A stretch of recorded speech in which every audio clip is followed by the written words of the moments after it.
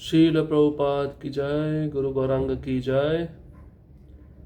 कल के सत्र में हमने सुना था रघुनाथ भट्ट गोस्वामी पहली नीलाचल यात्रा किए और 8 महीने तक रहे। चैतन्य महाप्रभु ने उनको बहुत प्रेम दिया, स्वयं अपने गले से कंठी माला निकालकर रघुनाथ भट्ट गोस्वामी के गले में डाल दिया और पुनः कहा कि आप जगन्नाथपुरी आइएगा, लेकिन माता पिता की सेवा करिए, वृद्ध हो चुके हैं, कभी विवाह मत करिएगा और भागवतम ग्रंथ किसी भगवत साक्षात्कार भक्त के निरीक्षण में पढ़िएगा। अब उसके पश्चात रघुनाथ भट्ट गोस्वामी दूसरी बार भी नीलाचल की यात्रा किए। अब द्वितीय नीलाचल यात्रा के विषय में हम श्रवण करेंगे। श्री चैतन्य महाप्रभु के आदेशानुसार वे लगातार 4 वर्षों तक अपने माता पिता की सेवा करते रहे। उन्होंने एक स्वरूप सिद्ध वैष्णव से नियमित रूप से श्रीमद् भागवत का अध्ययन भी किया। जब उनके माता पिता का काशी वाराणसी में देहांत हो गया तो वे विरक्त हो गए। अतएव अपने घर के सारे संबंधों को त्याग कर वे श्री चैतन्य महाप्रभु के पास लौट आए। तो 4 वर्षों तक माता पिता की सेवा की। पुनः वापस काशी आने के पश्चात महाप्रभु का आदेश था रघुनाथ भट्ट गोस्वामी को, और स्वरूप सिद्ध वैष्णव से श्रीमद् भागवतम का अध्ययन भी किया। नियमित रूप से रोज सुनने के लिए जाते थे, अध्ययन करने जाते थे। और माता पिता का जब देहांत हुआ वाराणसी में, तब रघुनाथ भट्ट गोस्वामी पूरी तरह विरक्त हो गए। घर के सारे संबंधों को त्याग कर अब चैतन्य महाप्रभु के पास उन्होंने लौटने का निश्चय किया। उनके जितने भी भौतिक बंधन थे अब सब छूट चुके थे। पहले की तरह रघुनाथ लगातार 8 महीने श्री चैतन्य महाप्रभु के पास रुके। तब महाप्रभु ने उन्हें यह आदेश दिया, आमार आज्ञा रघुनाथ यह वृंदावने, तहा यह रहा रूप सनातन स्थाने, भागवत पढ़ सदा लह कृष्ण नाम, अचिर करीबेन कृपा कृष्ण भगवान।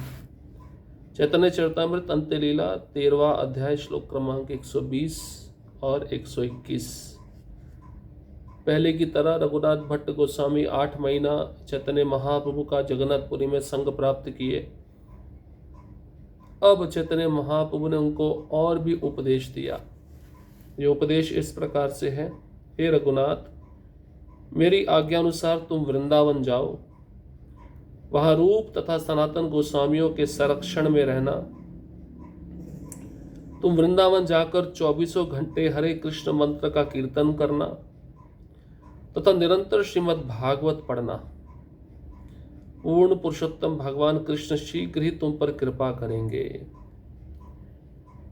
अब चैतन्य महाप्रभु का आदेश क्या है? वृंदावन जाओ। वृंदावन में रूप गोस्वामी सनातन गोस्वामी रहते हैं, उनके संरक्षण में रहो। जो भी वह सेवा दे वह सेवा करो। वृंदावन जाकर 24 घंटे कृष्ण मंत्र का कीर्तन करना और निरंतर श्रीमद् भागवत पढ़ना, और पूर्ण पुरुषोत्तम भगवान कृष्ण शीघ्र तुम पर कृपा करेंगे। तो 2 चीजें बताई, भागवतम पढ़ना, हरे कृष्ण मंत्र का जप करना, और वृंदावन जाकर रूप गोस्वामी सनातन गोस्वामी के संरक्षण में रहना। एक साधु का संरक्षण बहुत आवश्यक होता है। स्वतंत्र रूप से वृंदावन धाम में या अन्य धामों में जाके नहीं रहना चाहिए। तो साधु जब रहते हैं उनके संरक्षण में रहा जाए, वह जो सेवा बताते हैं वही सेवा की जाए, तब हमारी आध्यात्मिक प्रगति जल्दी से होती है। भगवान कृष्ण जल्दी ही हम पर कृपा करते हैं। यह कहकर श्री चैतन्य महाप्रभु ने रघुनाथ भट्ट का आलिंगन किया और महाप्रभु की कृपा से रघुनाथ में कृष्ण प्रेम जागृत हो उठा। तो इतना आदेश दिया चैतन्य महाप्रभु ने और आलिंगन दे दिया। आलिंगन देते ही रघुनाथ भट्ट गोस्वामी में जो कृष्ण प्रेम था वो जाग उठा। 14 हाथ जगन्नाथेर तुलसी रमाला, छूटा पान बीड़ा महोत्सवे पछा छिला, सही माला छूटा पान प्रभु तारे दिला, ईष्टदेव करी माला धरिया राखीला। चैतन्य चरितमृत अंत्यलीला 13वां अध्याय श्लोक क्रमांक 123 और 124। एक उत्सव में श्री चैतन्य महाप्रभु को कुछ सादे पान तथा 14 हाथ लंबी तुलसी की माला दी गई थी। वह माला जगन्नाथ जी की पहनी हुई थी। श्री चैतन्य महाप्रभु ने वह माला तथा पान रघुनाथ भट्ट को दे दिए, जिन्होंने इन्हें आराध्य देव की तरह स्वीकार किया और सुरक्षित रख लिया। तो पूर्व में कोई उत्सव हुआ होगा बड़ा, उस उत्सव में जगन्नाथ जी के जो पुजारी थे उन्होंने चैतन्य महाप्रभु को सादे पान दिए और 14 हाथ लंबी जगन्नाथ जी की तुलसी की माला दी। ये माला जगन्नाथ जी स्वयं पहनते थे। चैतन्य महाप्रभु ने वह 14 हाथ लंबी माला जो तुलसी की बनी हुई थी और जो सादे पान थे रघुनाथ भट्ट गोस्वामी को दे दिए, और रघुनाथ भट्ट गोस्वामी ने इन वस्तुओं को आराध्य देव मानकर स्वीकार किया और अपने पास सुरक्षित रख लिया। प्रभु रठाइया आज्ञा लैया गेला वृंदावने, आश्रय कलिला आसी रूप सनातने। चैतन्य चरितमृत अंत्यलीला श्लोक क्रमांक 13 अध्याय क्रमांक 13 श्लोक क्रमांक 125। तब श्री चैतन्य महाप्रभु से आज्ञा लेकर रघुनाथ भट्ट वृंदावन के लिए चल पड़े। वहां पहुंचकर वे रूप तथा सनातन गोस्वामियों के संरक्षण में रहने लगे। तो आदेश तो मिल चुका था। अब रघुनाथ भट्ट गोस्वामी अपनी यात्रा प्रारंभ किए वृंदावन के लिए। वहां पहुंचकर सनातन गोस्वामी रूप गोस्वामी के संरक्षण में उन्होंने रहना प्रारंभ कर दिया।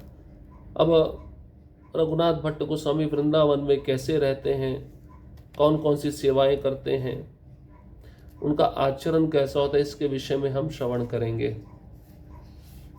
वृंदावन में रघुनाथ भट्ट। प्रभुर आज्ञा पात्रा वृंदावने रे आइला, आसिया श्री रूप गोसाई निकटे रहिला। चैतन्य चरितमृत आदि लीला 10वां अध्याय श्लोक क्रमांक 157। बाद में महाप्रभु की आज्ञा से रघुनाथ वृंदावन चले गए और वहां श्री रूप गोस्वामी की शरण में रहे। तार स्थाने रूप गोसाई सुने न भागवत, प्रभुर कृपाए ते हो कृष्ण प्रेमे मत। चैतन्य चरितमृत आदि लीला 10वां अध्याय श्लोक क्रमांक 158। जब वह श्री रूप गोस्वामी के साथ ठहरे थे तो उनका एक ही काम था, श्रीमद् भागवत बाँचकर उन्हें सुनाना। इसके फलस्वरूप उन्हें कृष्ण प्रेम की पूर्णता प्राप्त हुई, जिसके कारण वह सदैव उन्मत्त रहा करते थे।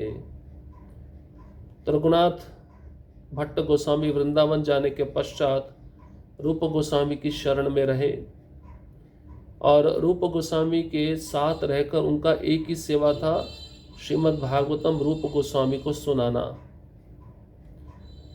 और भागवतम सुनाने से ही रघुनाथ भट्ट गोस्वामी को कृष्ण प्रेम की पूर्णता प्राप्त हुई और भागवतम के श्लोकों को सुनाकर वे सदैव कृष्ण प्रेम में उन्मत्त रहते थे। वृंदावन पहुंचकर वे रूप तथा सनातन गोस्वामियों के संरक्षण में रहने लगे। जब रघुनाथ भट्ट रूप तथा सनातन की संगति में श्रीमद् भागवत पढ़ते तो वह कृष्ण प्रेम से अभिभूत हो उठते। श्री चैतन्य महाप्रभु की कृपा से उनमें प्रेमावेश के लक्षण, अश्रु कंप तथा वाणी अवरोध प्रकट होने लगते। उनकी आंखें आंसू से भर जाती, उनका कंठ रुद्ध हो जाता और इस कारण वे श्रीमद् भागवत नहीं सुना पाते थे। उनकी वाणी कोयल की वाणी के समान मीठी थी और वह श्रीमद् भागवत के प्रत्येक श्लोक को 3-4 अलग रागों में सुना सकते थे। इस तरह उनका वाचन सुनने में अत्यंत मधुर लगता। जब वह कृष्ण के सौंदर्य और माधुर्य का पाठ करते या सुनते तब वह प्रेम से विवल उठते और सब कुछ भूल जाते। असली कृष्ण प्रेम कैसे प्रकट होता है देखिए यहाँ पर बताया है। वृंदावन जब पहुंचे, रूप गोस्वामी सनातन गोस्वामी के संरक्षण में जब रघुनाथ भट्ट गोस्वामी रह रहे थे, रघुनाथ भट्ट गोस्वामी को रूप गोस्वामी सनातन गोस्वामी की संगति प्राप्त हो रही थी। संगति में वह रूप गोस्वामी सनातन गोस्वामी को भागवतम सुनाते थे, ये पढ़ते थे, रूप गोस्वामी सनातन गोस्वामी सुनते थे। तो कृष्ण प्रेम से रघुनाथ भट्ट गोस्वामी अभिभूत हो उठे। चैतन्य महाप्रभु की ऐसी कृपा हुई कि रघुनाथ भट्ट गोस्वामी के शरीर में प्रेमावेश के लक्षण दिखने लगे, आंखों से आंसू आने लगे, शरीर कंपन करने लगा, वाणी अवरुद्ध हो गई, आंखें आंसू से भर जाती थी, कंठ रुद्ध हो जाता था, एक भी शब्द उच्चारण नहीं हो पाता था, और इस कारण से श्रीमद् भागवत भी नहीं सुना पाते थे। वाणी तो कोयल के समान थी ही, और श्रीमद् भागवत के प्रत्येक श्लोक को 3 या 4 रागों में वह सुनाते थे। उनका कोई भी वाचन होता था भागवतम श्लोक से संबंधी, अत्यंत सुनने वालों को बहुत मधुर लगता था। जब भी कोई उनके मुख से कृष्ण के सौंदर्य और माधुर्य का श्रवण करता, तब वह व्यक्ति भी प्रेम से विवल उठता, इस संसार को भूल जाता। तो ये दशा थी सुनने वाले की। और रघुनाथ भट्ट गोस्वामी तो स्वयं बोलते थे, तो उनकी दशा कैसी होगी। बाह्य जगत को भूल जाते हैं शुद्ध भक्त, बाह्य जगत में क्या चल रहा है, इस जगत से उनका कोई संबंध नहीं होता। आध्यात्मिक जगत में जो भगवान कृष्ण की लीलाएं चलती हैं, उन लीलाओं से उनका नित्य संबंध रहता है। गोविंद चरणे कैला आत्मसमर्पण, गोविंद चरणारविंद यार प्राण धन। चैतन्य चरितामृत अंत्यलीला 13वां अध्याय श्लोक क्रमांक 130। इस तरह रघुनाथ भट्ट पूर्ण रूपेण भगवान गोविंद के चरण कमलों में समर्पित हो गए, और उनके चरण कमल ही उनके जीवनाधार बन गए। तो रघुनाथ भट्ट पूर्ण रूप से भगवान गोविंद को समर्पित कर दिए, और भगवान गोविंद के चरण कमल ही रघुनाथ भट्ट गोस्वामी के प्राण थे, जीवन थे, जीवनाधार थे। फलस्वरूप रघुनाथ भट्ट ने अपने शिष्यों से गोविंद के लिए मंदिर बनवाने का आदेश दिया। उन्होंने वंशी और मकराकृति वाले कान के कुंडल जैसे विविध आभूषण गोविंद के लिए तैयार किए। तो राधा गोविंद मंदिर ये रघुनाथ भट्ट गोस्वामी के शिष्यों ने बनाया है, और स्वयं अपने हाथों से भगवान गोविंद के लिए वंशी और उनके कानों में मकराकृत कुंडल, ये विविध आभूषण स्वयं रघुनाथ भट्ट गोस्वामी अपने हाथों से तैयार किए। ग्राम्य वार्ता न सुने न कहे जीवाया, कृष्ण कथा पूजा दिते अष्ट प्रहर पाया। वैष्णवेर निंद कर्म नाही पाड़े काने, सबे कृष्ण भजन करे यही मात्र जाने। चैतन्य चरितामृत अंत्यलीला 13वां अध्याय श्लोक क्रमांक 132 और 133। रघुनाथ भट्ट ना तो इस भौतिक जगत की कोई वार्ता सुनते, न उसके विषय में कहते, वे केवल कृष्ण की वार्ता करते और अहर्निश कृष्ण की पूजा करते। वे ना तो वैष्णव की निंदा सुनते, ना ही किसी वैष्णव के दुराचार की बात सुनते। वे केवल इतना ही जानते कि हर कोई कृष्ण की सेवा में लगा हुआ है, इसके अतिरिक्त वे और कुछ नहीं समझते थे। ये तो हम पहले भी सुन चुके हैं। इतना सुंदर जीवन, एक भक्त का जीवन कैसे होना चाहिए। रघुनाथ भट्ट गोस्वामी भौतिक जगत की कोई बातचीत नहीं करते थे, कोई वार्ता सुनते भी नहीं थे, बोलते भी नहीं थे, जो इस भौतिक संबंध या भौतिक जगत के संबंध में होती थी, और केवल कृष्ण की बातें करते थे। अहर्निश दिन रात कृष्ण की पूजा करते थे। वैष्णव की निंदा भी कभी उन्होंने अपने कानों से नहीं सुनी, ना ही किसी वैष्णव के दुराचार की बात को वह सुनते थे। इतना ही जानते थे कि हर कोई कृष्ण का अंश है, कृष्ण की सेवा में लगा हुआ है, इसके अतिरिक्त वह और कुछ भी नहीं समझते थे। महाप्रभुर दत्तमाला मन नेर काले, प्रसाद काड़ार सहा बांधिलेन गले। चैतन्य चरितमृत अंत्यलीला 13वां अध्याय श्लोक क्रमांक 134। जब रघुनाथ भट्ट गोस्वामी कृष्ण के स्मरण में मग्न होते तो वे श्री चैतन्य महाप्रभु द्वारा दी गई तुलसी माला तथा जगन्नाथ जी के प्रसाद को निकालते उन्हें एक साथ बांधकर गले में पहन लेते। तो जब भी कृष्ण प्रेम में उन्मत्त होते, कृष्ण के स्मरण में मग्न होते रघुनाथ भट्ट गोस्वामी, चैतन्य महाप्रभु ने उनको जो 14 हाथ लंबी तुलसी की माला दी थी जगन्नाथ जी के प्रसाद के रूप में, और कुछ सादे पत्ते दिए थे, उसको बांधकर अपने गले में पहन लेते। इससे पता चलता कि वे भाव भक्ति में, प्रेम भक्ति में कितने मग्न हो गए हैं।